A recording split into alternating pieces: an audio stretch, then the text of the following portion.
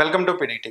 ఈ రోజు కూటమి ప్రభుత్వం అనంతపూర్లో సూపర్ 6 సూపర్ హిట్ అని చెప్పి బహిరంగ సభ నిర్వహించబోతుంది. మరి గడిచినటువంటి ఏడాదిన్నర కాలం ప్రభుత్వ పాలనలో ఎన్నికల సమయంలో ఇచ్చినటువంటి సూపర్ 6 పథకాలను అమలు చేశాము, మేము అన్ని ప్రజలకు ఇచ్చినటువంటి హామీలను అమలు చేశామని చెప్పడమే ముఖ్యంగా కూటమి ఉద్దేశంగా కనిపిస్తుంది. మరి దీనికి సంబంధించి నిజంగా హామీలన్నీ అమలైనయా, సూపర్ 6 సూపర్ హిట్ అయిందా, కూటమి ప్రభుత్వ పనితీరు అనేది ఈ ఏడాదిన్నర కాలంలో ఎలా ఉంది? ఈ అంశాల మీద మనతో విశ్లేషించడానికి ప్రముఖ రాజకీయ విశ్లేషకులు పురుషోత్తం రెడ్డి గారు మనతో ఉన్నారు. ఆయనతో మాట్లాడదాం. నమస్తే పురుషోత్తం రెడ్డి గారు.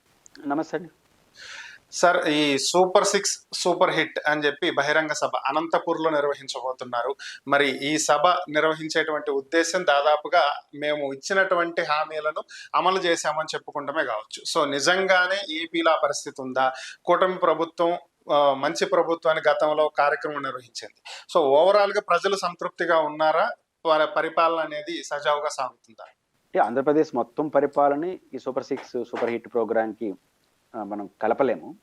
బట్ సూపర్ 6 హామీలు అమలు, సంతృప్తి అసంతృప్తి రెండు ఉన్నాయి. సంతృప్తి ఎక్కడుంది? ఏ పథకాలు అయితే అమల్లోకి వచ్చినాయో వాళ్ళు సంతృప్తి ఉంది. పెన్షన్స్ 4,000 పెంచారు, అది రైతు భరోసా 1 సంవత్సరం ఆలస్యంగా అమలు చేశారు. అమ్మ ఒడి పేరుతో వచ్చినటువంటి తల్లికి వందనం 1 సంవత్సరం తర్వాత వేసినారు. ఇంకా కొన్ని అంశాలు తీసుకొచ్చారు. కాబట్టి ఏ సెక్షన్ అయితే దీన్ని లబ్ధి పొందుతున్నారో వాళ్ళందరూ కూడా సంతృప్తిగా ఉంటారు.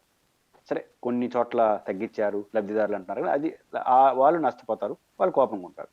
కాబట్టి కీలకమైనటువంటి అవిటిని అమలు చేశారు కాబట్టి ఆ లబ్ధిదారులందరూ కూడా హ్యాపీగానే ఉన్నారు.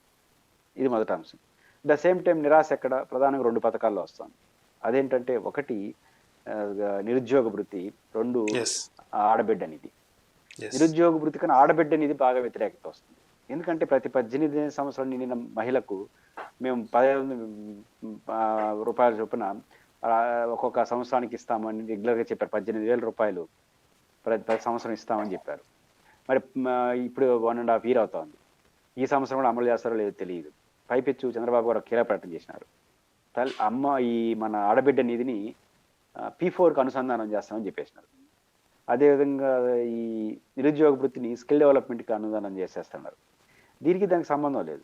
P4 అంటే ధనికులు కొండోళ్ళు పేదని దత్తత తీసుకోవడం, సహాయపడడం. కానీ ఇక్కడ దత్తత కాదు మీరు తీసుకునేది. ప్రతి 18 సంవత్సరాలు నిండిన మహిళకు అన్నారు. ఆడబిడ్డ నీది అంటే ఆడబిడ్డకు ఒక సపోర్ట్ బ్యాంక్ ఖాతాలాగా. అట్లాంటిది మీరు చెప్పింది. దాన్ని వదిలేసి దానం చేసి సహాయం చేసే వాళ్ళు లిస్టులు అందరూ ఎంతమంది గలతో కోటి చెల్లెలు ఉన్నారు ఈ మహిళలు. ఎక్కడ సాధ్యం అవుతుంది? ఏదో ముగించాలనుకున్నారు. దీని కొనసాగింపుగా అచ్చెన్నాయుడు గారు దీన్ని అమలు చేస్తే ఆంధ్రప్రదేశ్ అమ్ముకోవాల్సి వస్తుందని చెప్పినాడు. అంటే అమలు కాలేదనే లెక్క. కాబట్టి ఈ అమలు కాని 2 పథకాల్లో అసంతృప్తి ఉంది ఆ సెక్షన్స్లో. బట్ అమలైనటువంటి ప్రజల్లో సంతృప్తి ఉంది. కాబట్టి ఒక రాజకీయ పార్టీగా పదే జగన్మోహన్ రెడ్డి గారు మీరు చేయలేదు విమర్శ చేసుకుంటా ఉన్నప్పుడు చేసింది ఇప్పుడు జగన్మోహన్ రెడ్డి చెప్పినట్టే చేసింది చెప్పుకోవాలి కదా. పెద్ద సానుకూలత ఇక్కడ ఒక సెక్షన్ ఆఫ్ పీపుల్లో ఉంది కాబట్టి ఆ సానుకూలంగా ఉన్న సెక్షన్ చెప్పదలుచుకున్నారు. ద సేమ్ టు ఇంకోటి కూడా చెప్పదలుచుకున్నారు. సూపర్ హిట్ అంటే మేము చేసేసినామని చెప్పడం, ఇంకా చర్చనీయాంశం చేయడం. ఇప్పుడు ఆడబిడ్డ నీదని ఇంకోటి ఉన్నాయి కదా. దీన్ని అమలు చేయమని జగన్ గారు ఎవరన్నా ముందుకు వస్తారు కాబట్టి అసలు ఇంకా సూపర్ హిట్ అయిపోయిందంటే ఇంకా అయిపోయినట్టు సినిమా. కాబట్టి సంక్షేమ పథకాల విషయంలో ఇంకా మేము చేయాల్సింది చేసేసినాము, ఇంకా మిగతాది చేయడానికి సాధ్యం కాదని ఇండైరెక్ట్గా చెప్పినట్టు అయింది. కాబట్టి అది చెప్పడానికి కూడా ఒక ప్రజల్లోకి వెళ్ళే ఆలోచనతో వాళ్ళు ఉన్నారు. మంచి కార్యక్రమమే. మిశ్రమ స్పందన వస్తుంది. లబ్ధిదారులు సంతోషంగా ఉంటారు, లబ్ధిదారులు కానోళ్ళు అసంతృప్తిగా ఉంటారు. ఈ రెండింటిని ఎట్ట బ్యాలెన్స్ చేస్తారో చూడాలి.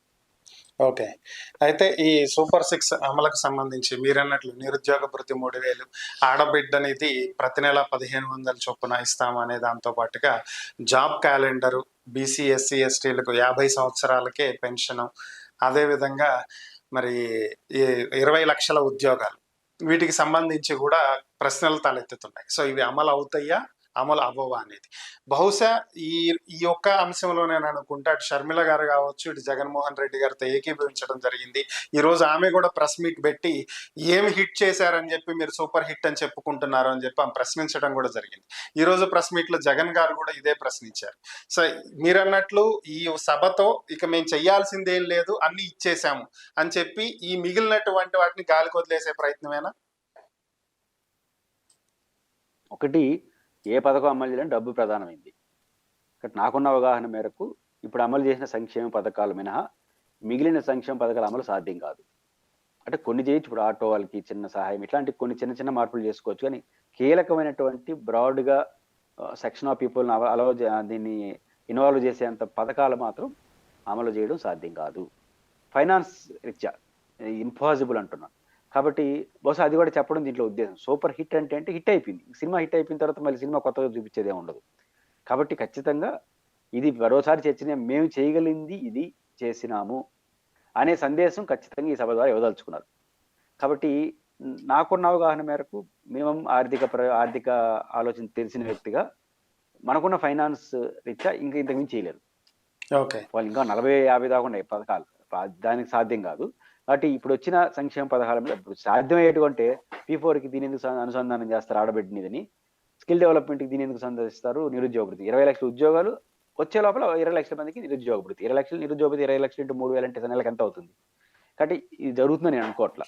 కాబట్టి ఇప్పుడు 2 ఉద్దేశాలు. ఒకటి, మనకు సానుకూలంగా ఉండే వాళ్ళని స్ట్రెంథన్ చేసుకోవడం, సంక్షేమ పథకాలు ఇచ్చాం కదా అని హామీ ఇచ్చింది. సానుకూలం లేకుండా వ్యతిరేకించే వాళ్ళకి ఒక మెసేజ్ ఇవ్వడం, ఇంతకుమించి చేయలేమని చెప్పి డైరెక్ట్గా చెప్పడం, ఇండైరెక్ట్గా చెప్పడం, సూపర్ హిట్ అయిపోయింది ఇంక చేసేసినామని. కాబట్టి అందుకే చంద్రబాబు గారు కూడా ఈ P4కి ఇలా అనౌన్స్ చేసిన వెంటనే ఇంకా అంతా చేసేసినాము, ఇంకెవరైనా అన్నారంటే వాళ్ళకి 4 మందం అనుకుంటాను అన్నాడు. అది సీన్ కట్ చేస్తే వారానికి ఆయన అచ్చెన్నాయుడు గారు ఆడబిడ్డ నిధిని అమలు చేయాలంటే ఆంధ్రప్రదేశ్ నమ్ముకోవాలని చెప్పేసినాడు.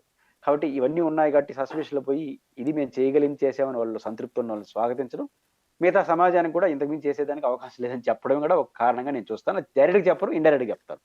ఓకే.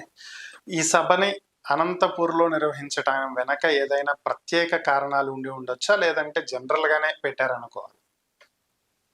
జనరల్గా అనంతపురం వెనుకబడిన జిల్లా, ఎక్కువ మంది సంక్షేమ పథకాలు అందుకునే అవకాశం ఉన్న జిల్లా, తెలుగుదేశానికి కొంచెం రాజకీయంగా పట్టున్న జిల్లా. మొన్న అన్ని చోట్ల గెలిచారు. బట్ స్వాభావికంగా అనంతపురం రాయలసీమలో కొంత తెలుగుదేశానికి అడ్వాంటేజ్లో ఉంటుంది. ఆ 2 కారణాలు. ఒకటి, నేను ముందు ప్రస్తావించినట్టు సంక్షేమ పథకాల విషయంలో ఎక్కువ మంది పేదలు ఉన్న ప్రాంతాల్లో అమలు అవుతుంటాయి, ఎక్కువ లబ్ధిదారులు ఉంటారు. 2, తన సొంతంగా బలమైనటువంటి జిల్లా రాయలసీమ చూసుకుంటే రాష్ట్రంలో కూడా మంచి సీట్లు వస్తుంటాయి వాళ్ళకి. ఆ 2 కారణాలు ఇచ్చి అక్కడ ఎంచుకుంటారు తప్ప దీనికి అంతకుమించి ప్రత్యేక కారణాలు ఉంటాయని నేను అనుకోను. Okay. Thank you Purushottam Reddy గారు. ఈ అంశాల మీద మీ విశ్లేషణ అందించినందుకు ధన్యవాదాలు.